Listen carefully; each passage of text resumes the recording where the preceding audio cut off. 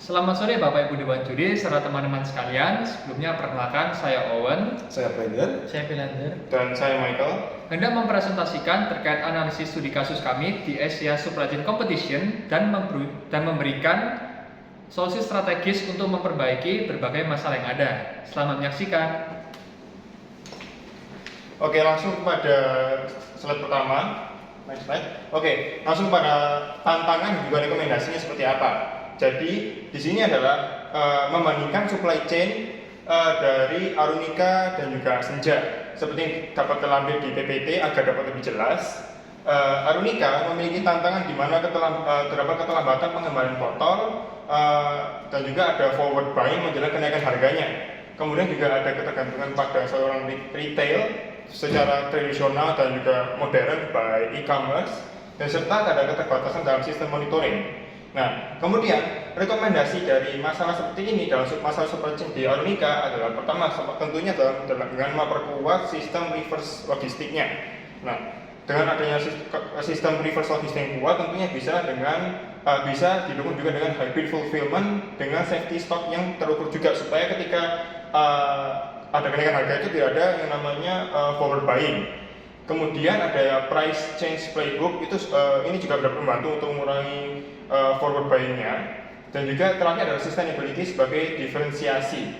Ya. Kemudian dilanjut dengan yang punya Senja itu masalahnya adalah tingkat varian produknya itu sangat tinggi, terlalu banyak varian produknya. Kemudian juga permintaan e-commerce-nya itu sangat-sangat fluktuatif. Jadi sudah banyak jenis produknya dan juga permintaan sangat-sangat banyak, itu benar-benar memberatkan sistem supply chain-nya mereka.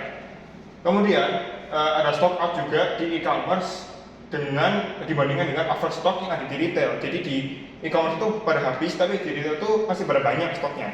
Kemudian ada lead time untuk fulfillment itu sangat-sangat lama waktunya. Nah, rekomendasi aksi yang bisa kita berikan pertama itu adalah dari SKU perataan atau rasionalisasi SKU-nya, dan juga penundaan strategi penundaan. Ya, dengan gitu kita bisa menggunakan juga namanya demand sensing. Ya, jadi kita bisa memprediksi forecasting demand dari setiap customer dari baik retail, e-commerce, yang modern juga tradisional. Gitu.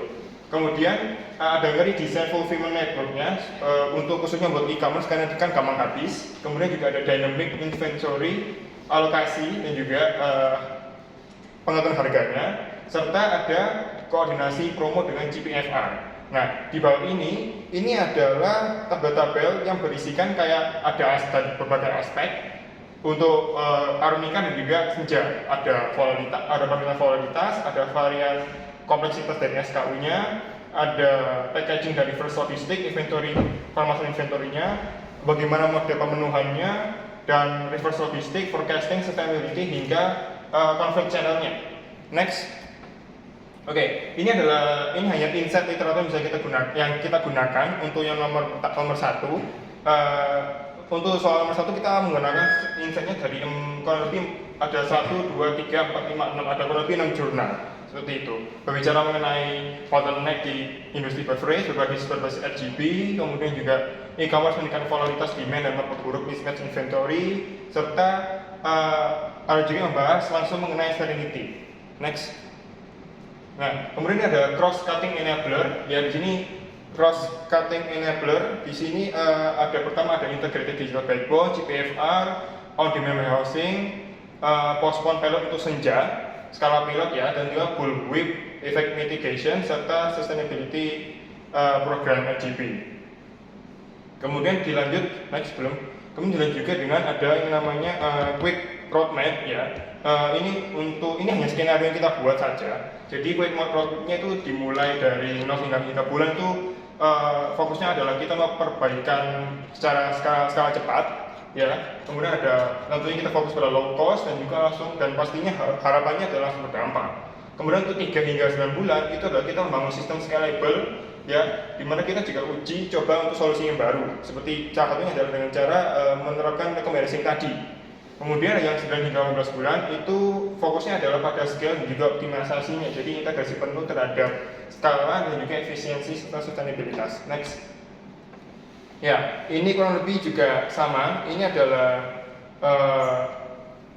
fokus dari dari atribut yang ada yang perlu diperbaiki untuk Arunica serta Senja. Arunica kan berbasis RGB, Retunable Glass, dan juga Senja itu berbasis OWP. Dari alur bala, kerumitan, risiko ketersediaan bahan kemasan, respon terhadap lonjakan permintaan, biaya, capex, opex, dampak lingkungan, dan seterusnya. Dan juga sudah dijelaskan juga dengan bukti-buktinya mengapa ini diperlukan dan mengapa itu menjadi masalah. Next. Nah, kalau ini adalah tabel, ya tabelnya berisi mengenai channel, ada retail tradisional, ada modern retail seperti supermarket, dan juga ada e-commerce, ya. Kemudian bagaimana dengan distributornya? Ada e-commerce-nya tadi sudah dibilang, e-commerce ada dua mengenai marketplace via FC dan juga by direct sell.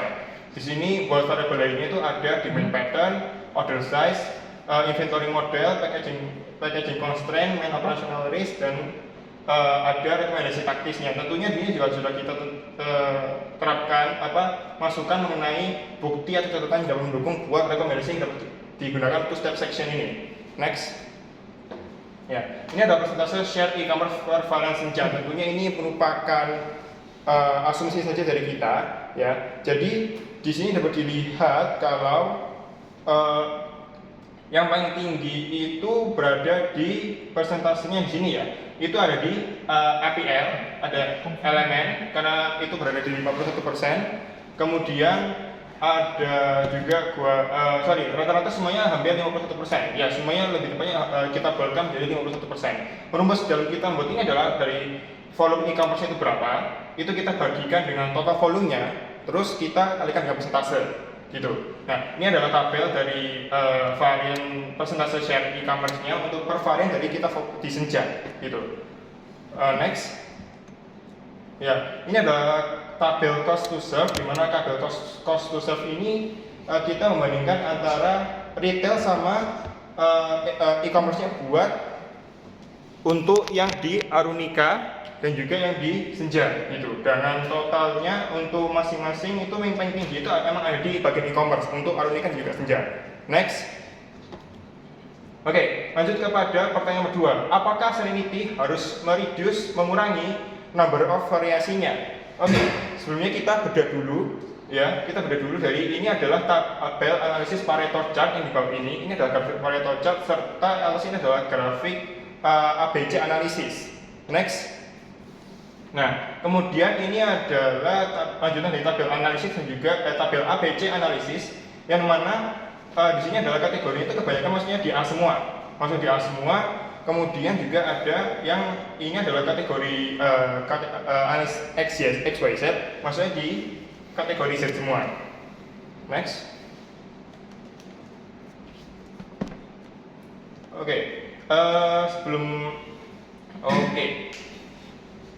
Oke, di sini dapat dilihat bahwa ini adalah tabel mengenai CTS relatifnya. Jadi ada channelnya adalah by retail, e-commerce, dan juga direct. Ya, di sini disediakan juga CTS relatifnya per unitnya berapa, ada baseline, mahal, dan juga sedang, dan juga ada alasannya.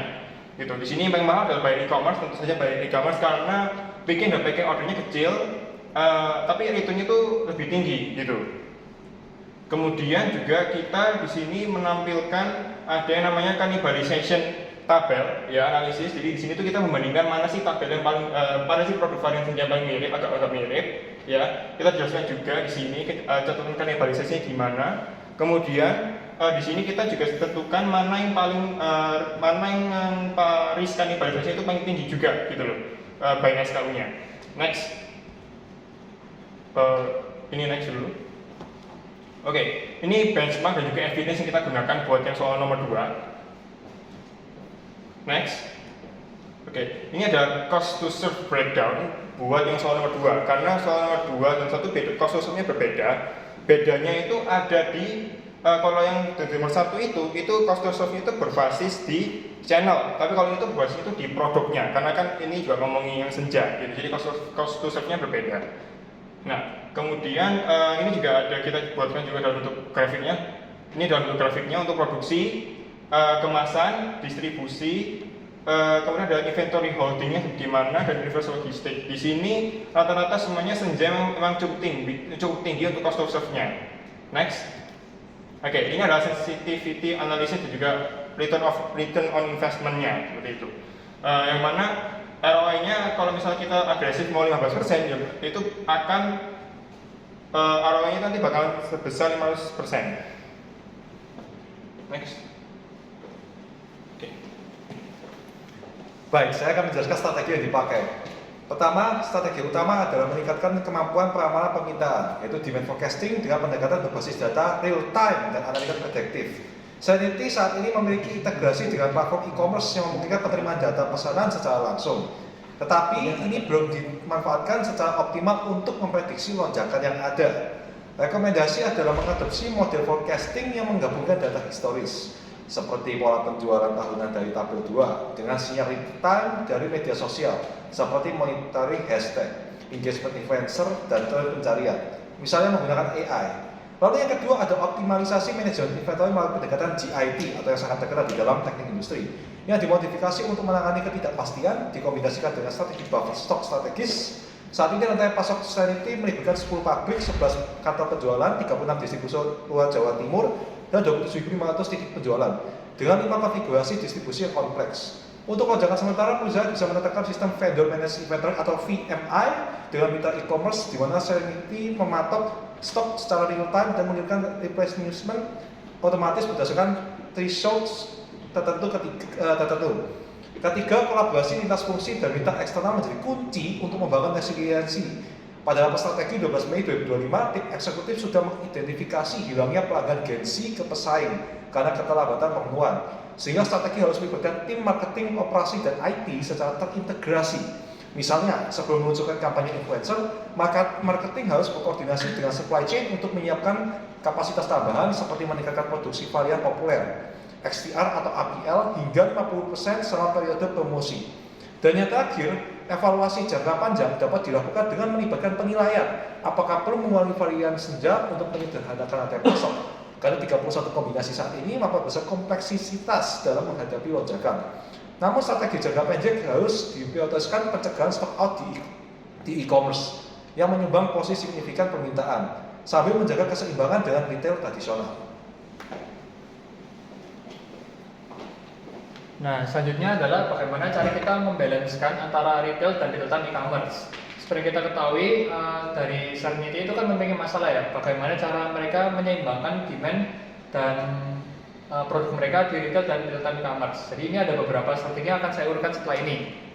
Next. Nah, jadi yang pertama itu demand management.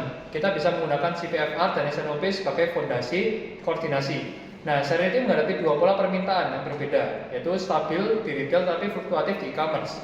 Nah, untuk mengatasinya, kita bisa memanfaatkan metode CPFR agar data real time dapat dibagi dengan retailer dan juga marketplace. Hal ini juga dapat didukung oleh SNOP, yaitu Sales and Operation Planning, yang menyatukan marketing, sales, produksi, dan distribusi. Nah, yang kedua yaitu adalah inventory management, yaitu MEO, menggunakan metode MEO untuk menjaga keseimbangan stok. Nah, saat ini Serenity mengalami stock out di e-commerce dan overstock di retail karena stok masih dikelola terpisah. Melalui multi echelon inventory optimization atau MEO, safety stock dapat ditempatkan di titik strategis seperti fulfillment center, e-commerce, dan sementara stok di retail dapat terjaga tetap ramping. Selanjutnya, nah, kita bisa menggunakan strategic fit, yaitu efficient versus responsive. Nah, setiap produk yang membutuhkan strategi supply chain yang berbeda. Arunika dengan demand stabil dan varian sedikit akan lebih cocok dengan efisien supply chain yang berfokus pada efisiensi biaya dan kestabilan aliran barang. Sebaliknya untuk produk senja, karena demandnya sangat fluktuatif dan memiliki banyak sekali varian, maka akan lebih cocok dengan metode responsif supply chain yang dapat menekan fleksibilitas, kecepatan, dan sistem pool. Nah, pendekatan ini diperkuat dengan postponement, yaitu menunda diferensiasi seperti kemasan atau rasa untuk mengurangi overstock. Nah, segmentasi ini mencegah Serenity terjebak dalam strategi tunggal. Nah, lalu yang keempat, managing promotions dan forward buying. Bisa di next. Nah, yaitu dengan mengontrol, mengendalikan distorsi eksternal. Nah, jadi promosi dan praktik forward buying sering menyebabkan distorsi permintaan. Retailer biasanya melakukan order besar sebelum kenaikan harga, lalu menurun tajam setelahnya. Hal ini menciptakan permintaan semu dan mengganggu siklus pengembalian botol Arunica.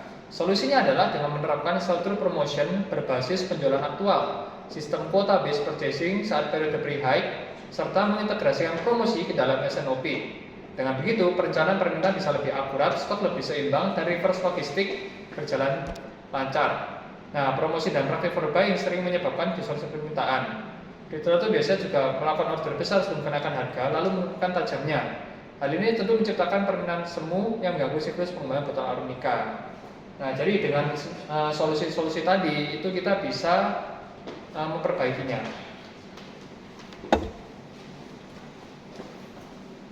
Oke, berikutnya rekomendasi kita sebagai supply chain officer. Yang pertama yang bisa kita terapkan adalah mengubah jaringan distribusi produk dengan pendekatan Sitchi Levy dengan metode hybrid push dengan pull, yaitu push pada produk Arunica dan pull pada produk Senja. Push dengan melihat demand forecast dan pull dengan melihat demand e-commerce. Selain itu kita juga integrasikan dengan omni channel, yaitu dia mengintegrasikan antara stok di toko dengan stok di e-commerce sehingga bisa meningkatkan service level di e-commerce, menurunkan stock out dan menekan biaya simpan. Next. Berikutnya strategi kedua yaitu strategi postponement dan standarisasi Senja. Ini kita punya dua metode, make to stock dan make to order. Make to stock itu bisa untuk besti atau konsentrat buah, dan make to stocknya bisa untuk penambahan kemasan di produk Senja. Jadi kita bisa adjust sesuai dengan permintaan yang ada. Berikutnya adalah itu dapat meningkatkan economies of scale dengan mengurangi biaya inventory holding cost, mengatasi masalah tinggi safety stock dan risiko tidak seimbangnya antar varian. Next. Berikutnya strategi ketiga, penguatan supply chain visibility berbasis digital dan penerapan kolaboratif logistik. Pada di sini kita menggunakan digital seperti Internet of Things untuk melihat data real dari penjualan yang ada, sehingga kita bisa memonitor dengan akurat antar titik-titik supply dan titik-titik penjualan. Kolaborasi dengan mitra third party logistik di distribusi OEP di store tradisional maupun pemurnian last minute delivery e-commerce agar kecepatan keandalan layanan meningkat. Berikutnya kita bisa memberikan penalti ataupun insentif ke beberapa toko supaya mereka tidak telat dalam mengembalikan produk RGB, sehingga tidak ada masalah dengan kekurangan botol. Sekian dari kami, terima kasih.